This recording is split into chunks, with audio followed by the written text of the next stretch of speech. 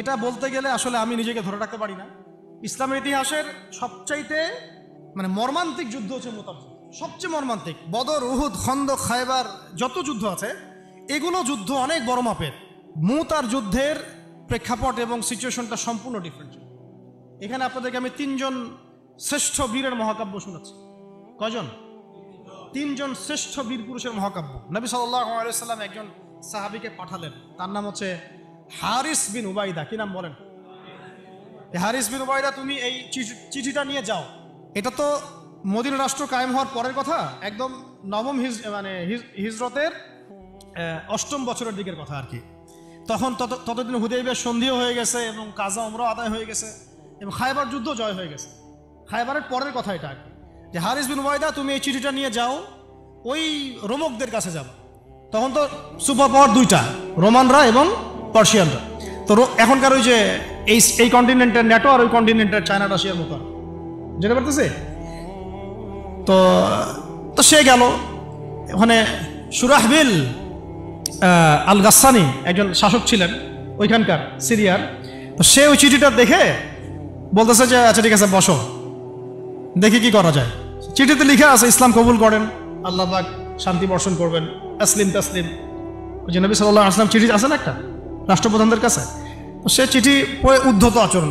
আমি এখানকার আমির, আমাকে ওই মক্কার মেষপালকরা চিঠি পাঠায়? ভাবতে এরকম।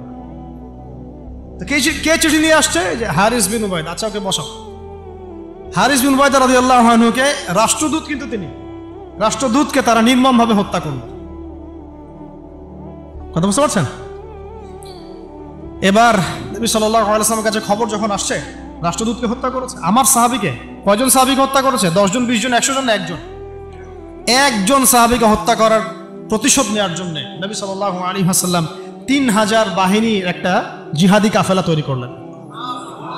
3000 বাহিনী কাফেলায় তিনি নিজে নেতৃত্ব না দিয়ে বললেন যে এই কাফেলার নেতৃত্ব দিবে আমার প্রিয় ভাজন, তাকে তার পালক পুত্র বলা হতো এক সময়, যায়েদ ইবনে হারেসা রাদিয়াল্লাহু আনহু।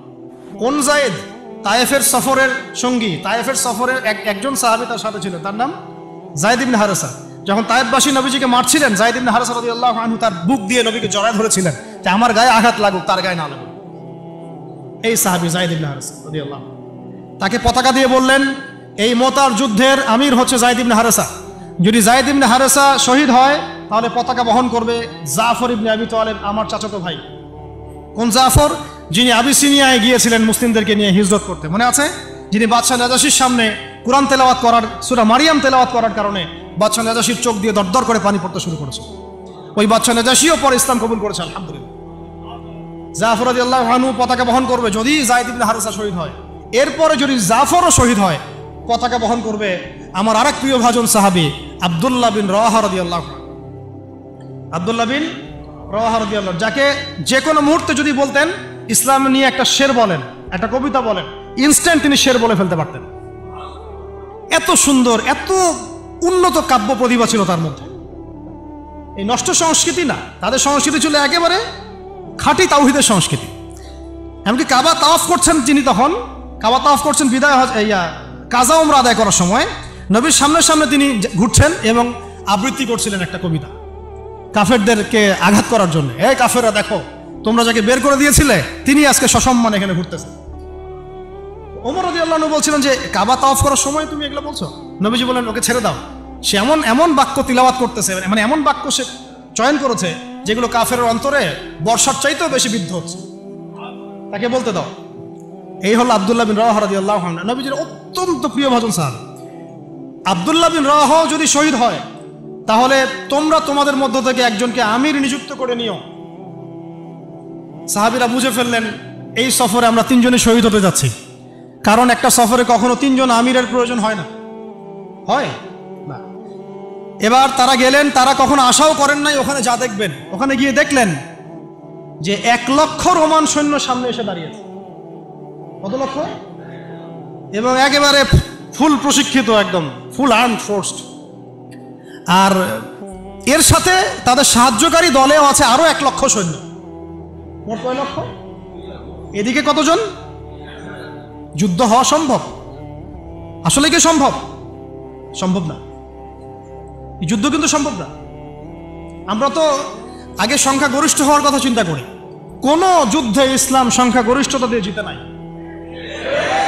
ইসলাম জিতেছে ইমানের বদৌলতে, শুধু ইমানের বদৌলতে। আমরা সংখ্যা দিয়ে কখনো বিজয় লাভ করতে পারি নাই। এখন এবার সাহাবীরা মাশওয়ারা করতেছেন রাত্রেবেলা, আমরা কি করব? কালকে যুদ্ধ করব, নাকি মদিনায় ফিরে যাব, নাকি রাসূলকে খবর পাঠাবো, নাকি কোনো বিকল্প ফোর্স নিয়ে আসার ব্যবস্থা করব, কি করব? তখন সাহাবী, ওই যে বললাম আব্দুল্লাহ বিন রাওয়াহা রাদিয়াল্লাহু আনহু দাঁড়ালেন। তরুণ সাহাবী, আপনাদেরকে বলতেছে, তরুণ সাহাবী দাঁড়িয়ে বলছেন যে, হে আমার ভাইয়েরা, আমরা এখানে কি জন্য এসেছি? হয় আমরা এই যুদ্ধ করব, শহীদ হব, না হলে আমরা গাজী হব। আর আপনারা যে বিষয়টাকে ভয় করছেন, আসলে কিন্তু আমরা সেটা পাওয়ার জন্যই এসেছি, তার নাম শাহাদাত। আপনারা যেটাকে ভয় করছেন যে আমরা এখানে গেলে মারা যাব, ওটার জন্যই তো আমরা এত দূরে এসেছি। আমরা গাজী হই অথবা শহীদই হই, আমাদের জন্য আজর আল্লাহর কাছে লেখা থাকবে। তো তার এই মানে এমন ঈমানদীপ্ত ছিল ভাষণটা, আমি তো ওটা বলতে পারলাম না, আরবিতে তিনি বলেছেন। এতে মানে উৎফুল্ল হয়ে বা ইন্সপায়ার্ড হয়ে সাহাবীরা আর দ্বিতীয়বার ভাবলেন না, ঠিক আছে কালকে যুদ্ধ হবে। এবার পরের দিন যুদ্ধ শুরু হল। এটা কি সম্ভব যুদ্ধ? প্রথমে যায়েদ ইবনে হারসা রাদিয়াল্লাহু আনহু পতাকা নিয়ে ঘোড়া ছুটায় আগায় যাচ্ছেন, এবং একটা আঘাতও পিছন থেকে করার সাহস হচ্ছে না তাদের, সব আঘাত তারা সামন থেকে করছেন। এক পর্যায়ে যায়েদ রাদিয়াল্লাহু আনহুর এই মানে গায়ের মধ্যে তারা বর্ষা নিক্ষেপ করে। বর্ষা তো আগেকার বড় বড় বল্লম বর্ষা ছিল, এবং একটা বর্ষা তার গায়ে যখন লাগে তিনি পড়ে যান, এবং এই অবস্থায় আস্তে আস্তে তার শাহাদাত হয়। পতাকা পড়তে দেন নাই, পতাকা নিয়ে নিয়েছেন জাফর ইবনে আবি তালিব রাদিয়াল্লাহু আনহু হাতে, এবং জাফর রাদিয়াল্লাহু আনহু যুদ্ধ করতে থাকেন, এত বীর বিক্রমে যুদ্ধ করতে থাকেন যে এক পর্যায়ে তিনি তার নিজের কালো এবং লাল ডোরাকাটা ঘোড়া ছিল, সেই ঘোড়ার পা নিজেই কেটে ফেলেন, যে আমার যেন পালিয়ে যাওয়ার মন না উঠে, তারা যেন আমার ঘোড়া ইউজ করতে না পারে। সাহাবীরা বলছেন তার শাহাদাতের পরে তার বডির মধ্যে আমরা এরকম 50টা থেকে 60টা এরকম আঘাতের দাগ দেখেছি। একটাও দেহের পিছনে ছিল না, সব সামনে ছিল। যুদ্ধ করতে করতে এক পর্যায়ে তার ডান হাতটা কেটে পড়ে যায়। এরপরে তিনি বাম হাতে পতাকা উঠায় নেন, কাফেররা বাম হাতটাও কেটে ফেলে। এরপরে তিনি বুকের সাথে পতাকাটাকে এইভাবে জড়িয়ে রাখেন, বুকের সাথে পতাকাটাকে এইভাবে জড়িয়ে রাখেন, পতাকা পড়তে দেন নাই। একজন রোমান সৈন্য তাকে আঘাত করে এবং তার দেহটা দ্বিখণ্ডিত হয়ে যায়। এই খবর নবী সাল্লাল্লাহু আলাইহি ওয়াসাল্লাম ওই মদিনায় বসে বসেই পাচ্ছিলেন। তিনি বললেন, এই মাত্র যায়েদ শহীদ হলো, এই মাত্র জাফর শহীদ হলো। একটু তিনি কান্নার ভাব চলে আসলো। একটু পরে নবীজি হেসে দিলেন। সাহাবীরা বলছেন, আপনি হাসছেন কেন ইয়া রাসূলুল্লাহ? তিনি বলছেন যে জাফর এর ডান হাত প্রথমে কেটে গেছে, তারপর বাম হাত কেটে গেছে। আল্লাহ রাব্বুল আলামিন তাকে এই দুইটা কাটা হাতের বিনিময়ে জান্নাতে দুইটা বড় বড় পাখা দিয়েছে। এইটা দিয়ে তিনি জান্নাতে ঘুরে বেড়াচ্ছেন আর ফল খাচ্ছেন। তার নাম হয়ে গেল জাফর আত-তাইয়ার, জাফর আত-তাইয়ার, পাখাওয়ালা। এরপরে পতাকা হাতে নিলেন সেই আব্দুল্লাহ বিন রাওয়াহা রাদিয়াল্লাহু আনহু। তিনিও তো বীর বিক্রমে যুদ্ধ করতে লাগলেন। এক পর্যায়ে তিনি একটু কান্না করেছিলেন। সাহাবীরা বলছেন, আপনি কি ভয় কান্না করতেছেন? জি না, আমি ভয় কান্না করছি না, বরং কোরআনের একটা আয়াত আমার মাথায় আসছে বলে আমি কান্না করছি। সে আয়াতটা ছিল সূরা মারিয়ামের মধ্যে, ওয়া ইম মিনকুম ইল্লা ওয়ারিদুহা কানা আলা রাব্বিকা হাতমান মাকদিয়া, একটা আয়াত আছে কোরআনে সূরা মারিয়াম। এটা হচ্ছে আপনার রবের একেবারে একটা চিরনির্ধারিত একটা বিষয়, যে তোমাদের সবাইকে, আবার বলছি, ওয়া ইম মিনকুম ইল্লা ওয়ারিদুহা কানা আলা রাব্বিকা হাতমান মাকদিয়া, মানে তোমাদের সবাইকেই আবশ্যিকভাবে, ম্যান্ডেটরি ভাবে এই জান্নাত জাহান্নামের উপর অবস্থিত এই পুলসিরাত পার হতেই হবে। এটা তোমার রবের একটা প্রাচীন একটা মানে স্টেটমেন্ট, এটা তোমাকে করতেই হবে, সবাইকে করতে হবে। এই আয়াতটা মনে হয় আমার কান্না আসতেছে। একজন তাকে একটা হাড্ডিওয়ালা গোশত এনে দিয়েছিল, তিনি সেই গোশতটা খাওয়ার জন্য চেষ্টা করছিলেন, পরে একটা কামড় দিয়ে ফেলে দিয়েছেন। তারপরে তিনি ছুটলেন যুদ্ধ করার জন্য, এবং ওই সময় একটা কবিতা আবৃত্তি করেছেন, হে আমার মন, তোমার নফস হয়তো চাচ্ছে, তুমি হয়তো চাচ্ছ এখান থেকে পালিয়ে যাওয়ার জন্য, জেনে রাখো সামনে তুমি যা দেখছো এর পিছনেই আছে জান্নাত। শেষমেশ কি জীবন দেখেন, কি ব্যক্তিত্ব, কি ক্যারেক্টার, কেমন গায়রত, কেমন ইজ্জত, কেমন সম্মান, কি জীবন।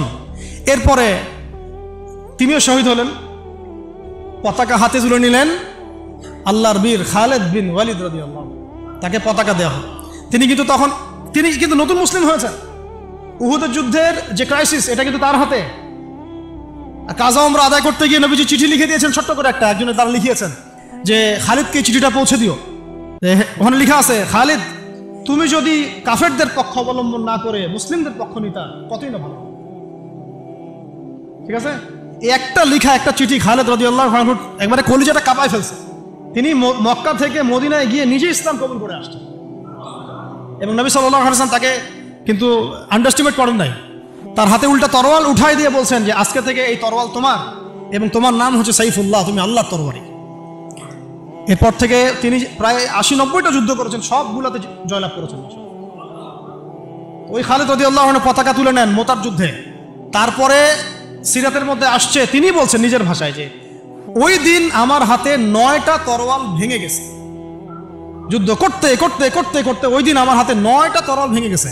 তিনি ছিলেন যুদ্ধ কৌশল অত্যন্ত পারদর্শী, হুটে হাটে কোনো কাজ করতেন, অনেক পারদর্শী। তিনি ডানের সৈন্যকে বামে নিয়ে আসছেন, বামেরটাকে ডানে নিয়ে গেছেন, সামনেটাকে পিছনে নিয়ে আসছেন, পিছনেটাকে সামনে নিয়েছেন।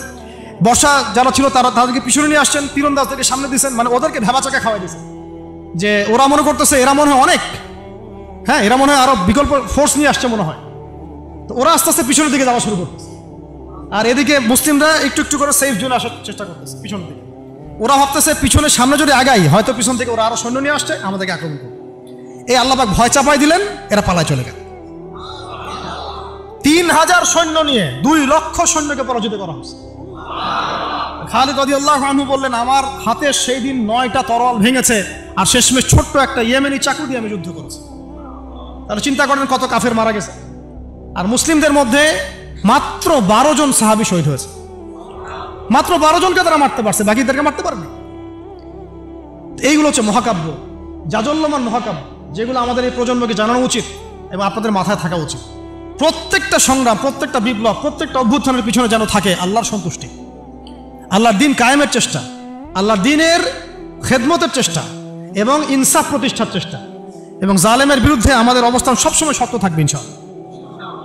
এরকম অনেক ঘটনা আছে, আমি আজকে আর বলার সুযোগ পেলাম না। ইনশাআল্লাহ আরও একদিন আল্লাহ যদি তৌফিক দেন ইনশাআল্লাহ তাআলা আমি আপনাদের সাথে আবার এগুলো ডিসকাশন করবো ইনশাআল্লাহ। তো শেষ করার আগে আমি জাস্ট 2-1টা নাম উচ্চারণ করতেছি। সেটা হচ্ছে আমার খুব পছন্দের একজন ব্যক্তিত্ব, ইমাম হুসাইন রাদিয়াল্লাহু আনহু। নাম মনে আছে না? তার কারবালার মাঠের ঘটনা আপনারা জানেন। এইগুলো মহাকাব্য। তিনি সপরিবারে নিহত হলেন, শেষ পর্যন্ত কিন্তু আত্মসমর্পণ করেন না, করেছেন। তিনি প্রস্তাব দিলেন আমাকে ছেড়ে দাও, আমি মদিনায় চলে যাই, আমাকে ছেড়ে দাও, আমি মক্কায় চলে যাই, ছেড়ে দাও আমাকে, আমি কোনো সীমান্তে চলে যাই, সেখানে জিহাদ করে শহীদ হই। তারা কিন্তু সুযোগ দেয় নাই। আমাকে বলেন যারা তাকে আক্রমণ করেছিল তারা কি কালিমা পড়া মুসলমান ছিল না? বলেন তারা কি কাফের ছিল? তাহলে এখন কি ইমাম হোসেন যে এখানে প্রতিবাদ করলেন, হাতে অস্ত্র উঠিয়ে নিয়ে যুদ্ধ করে শেষ পর্যন্ত শহীদ হলেন, তার যুদ্ধটা কি সন্ত্রাসী কর্মকাণ্ড ছিল? ঠিক অনেকে আছে আমাদের সমাজে, তারা মনে করে যে মুসলিমরা যতই পাপ করুক না কেন ওদেরকে কিছুই বলা যাবে না।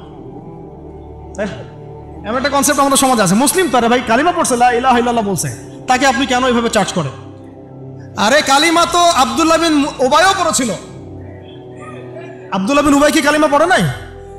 তাহলে কি আপনি তাকে মুমিন বলে গণ্য করবেন? মনে রাখবেন একটা কথা, যাকে তাকে কোনো ক্ষুদ্র বিষয়ে কাফেরও যেমন বলা যাবে না, আবার যাকে তাকে মুসলমানও বলা যাবে না। এটা বুঝতে হবে আমাদেরকে, ঈমান ভঙ্গের কারণগুলো আমাদেরকে শিখতে হবে। যে যাকে তাকে যেমন আমরা কাফের তাকফির করব না, ঠিক একইভাবে যাকে তাকে মুসলমান, পাক্কা মুসলমানও বলা যাবে না। আল্লাহ পাক আমাদেরকে বোঝার তৌফিক দান করেন। ঠিক এইভাবেই উমর রাদিয়াল্লাহু আনহু একদিন ফজরের নামাজে দাঁড়িয়ে কিরাত করছেন, পিছনে এক দাস, এই ফাইরুজ আবু লুলু একেবারে ধারালো ছুরি দিয়ে উমর রাদিয়াল্লাহু আনহুকে 2-3টা আঘাত করলো, উমর রাদিয়াল্লাহু আনহু শহীদ হলেন। এগুলো মহাকাব্য রচিত হয়েছে, কারণ ইসলামের বীর সিংহদেরকে কেউ আসলে সামন থেকে মারতে পারে নাই। কথা বুঝতে পারছেন? ওইভাবেই চোরাগপ্তই মারতে হয়েছে। আল্লাহর কসম, উমর রাদিয়াল্লাহু আনহু যে জায়গায় শাহাদত বরণ করছেন ওই জায়গায় আমি দাঁড়াইছিলাম, ওই জায়গাতে আমি দেখে আসছি কোন জায়গায় তাকে শাহাদত বরণ করা হয়েছে। ওখানে ওইসব জায়গাগুলো জিয়ারা করলেও মনের মধ্যে এই চেতনাগুলো জাগ্রত। সুবহানাল্লাহ। আলী ইবনে আবি তালেব কুফার মসজিদে যাচ্ছেন, রাস্তায় এক ব্যক্তি তাকে চোরাগপ্ত হামলা চালিয়ে তাকে হত্যা করেছে। আল্লাহর বীর সৈন্যদেরকে কেউ সামন থেকে আঘাত করার সুযোগ পায় না। তো এগুলো হচ্ছে মহাকাব্য, জাজল্যমান মহাকাব্য। আরেকজন ব্যক্তির কথা জাস্ট বলে শেষ করে দিচ্ছি, অনেক আছে ভাই, বলতে থাকলে অনেক সময় লাগবে। রাজি একটা জায়গার নাম, ওখান থেকে কিছু লোক আসছে, এসে বলছে ইয়া রাসূলুল্লাহ আপনি আপনার কিছু সাহাবীকে পাঠান, আমরা ইসলাম কবুল করবো। ট্র্যাপ। আপনারা কেউ ভালো করে খেয়াল রাখবেন এগুলা, যে কেউ যখন তখন যাই বলবে হ্যাঁ হ্যাঁ করতে যাবেন না, মানুষের কথার পিছনে ওদের কাজের পিছনে উদ্দেশ্য বোঝার চেষ্টা করবেন, ঠিক আছে? সবসময় কিন্তু আবেগে ভাসতে হবে না। আমরা কিন্তু এই জায়গায় ভুল করতেছি, অনেক ভুল হচ্ছে মাঝখানে। আমরা বিনয়ের সাথেই তাদেরকে বলবো যে ওলামায়ে কেরামদের সাথে মাশওয়ারা করে সিদ্ধান্ত নিতে, তাহলে ইনশাল্লাহ ভুলটা কম হবে ইনশাল্লাহ, ঠিক আছে? তো নবীজি 10 জনকে পাঠালেন, তারা দাওয়াত তো কবুল করেই নাই, হঠাৎ রাজি নামক জায়গায় তাদেরকে ঘিরে ফেললো, ঘিরে ফেলে 3 নিক্ষেপ করে 10 জন সাহাবী 7 জনকে শহীদ করে ফেলল। ট্র্যাপে মানে এমনও আছে যে ওয়াজ মাহফিলে ডেকে মানুষ অনেক আলেমদেরকে মানে খারাপ কিছু করে ফেলেছে, হ্যাঁ এরকম হিস্ট্রি আছে। তো সতর্ক থাকতে হবে, সতর্ক থাকার চেষ্টা করে। এখন 3 জন সাহাবী যুদ্ধ চালিয়ে যাচ্ছেন, তারপরেও তার মধ্যে একজন হচ্ছেন খুবাইব রাদিয়াল্লাহু আনহু। কি নাম বলেন?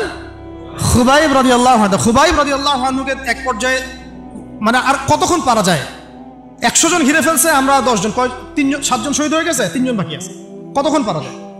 তো তারা বললো যে তোমরা পাহাড় থেকে নেমে আসো, তোমাদেরকে ছেড়ে দিব।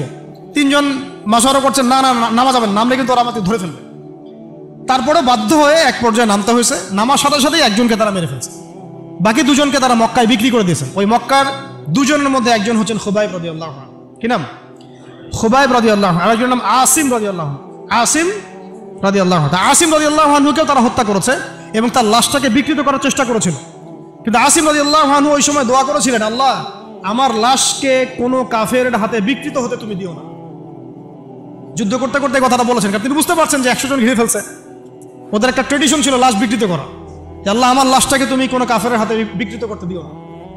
তখন আল্লাহ রাব্বুল আলামিন তার শাহাদাতে পড়ে এক ঝাঁক ভেমরুল পাঠায় দেন, তারা তার গায়ের উপর বসে পড়ে, কোনো কাফের তাকে হাত দিতে পারে না।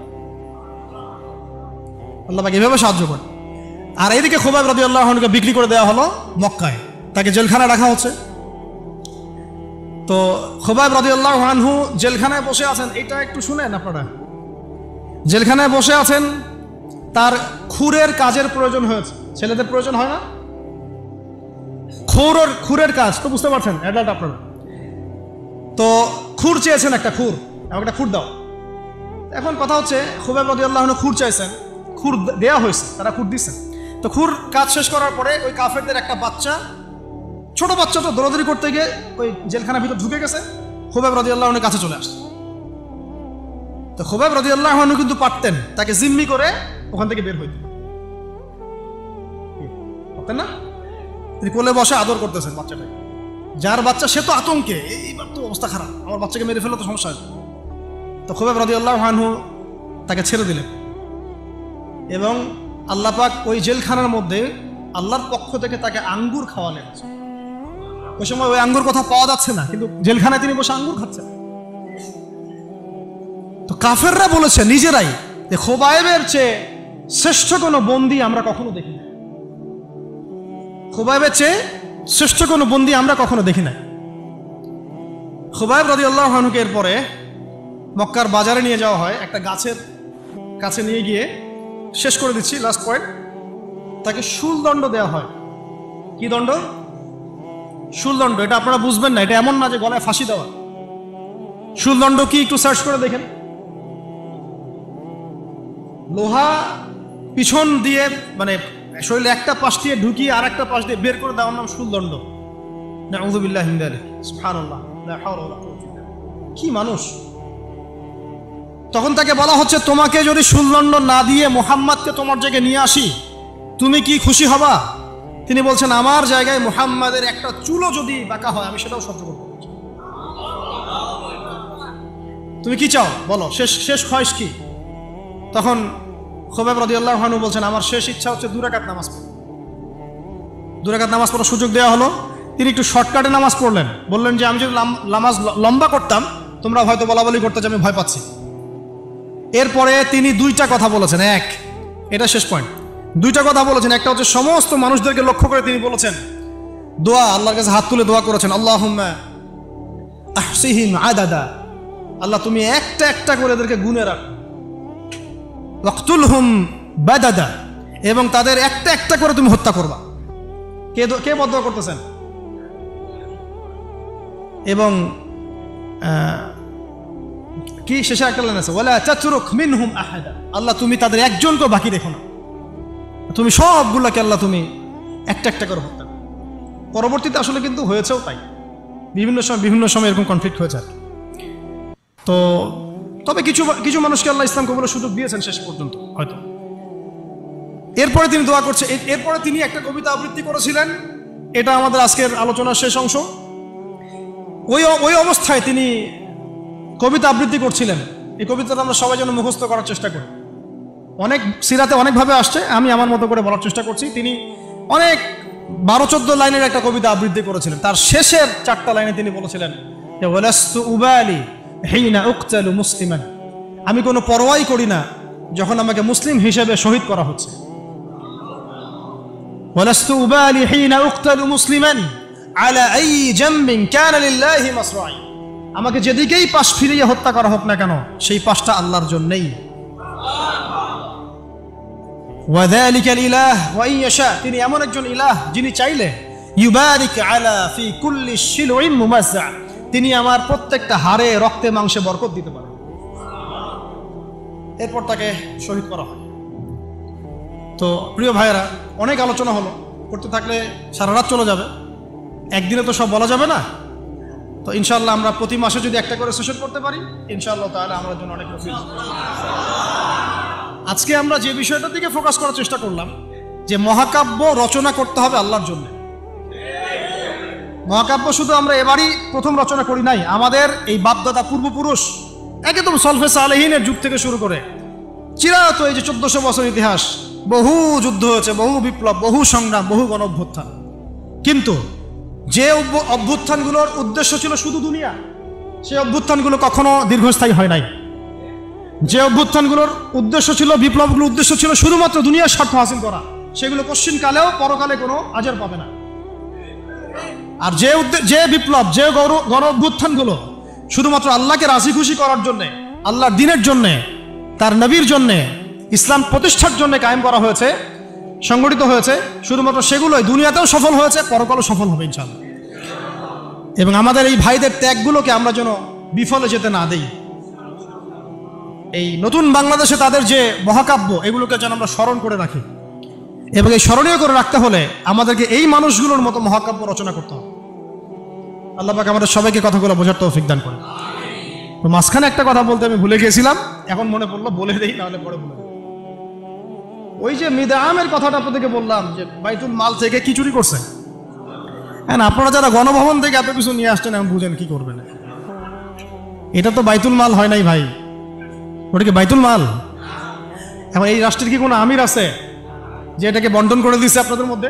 তা তো করে নাই। তাহলে ফ্রিজ, মাছ, মাংস, ডিম, দুধ, কলা যে নিয়ে আসলেন, এটা কি হবে এখন?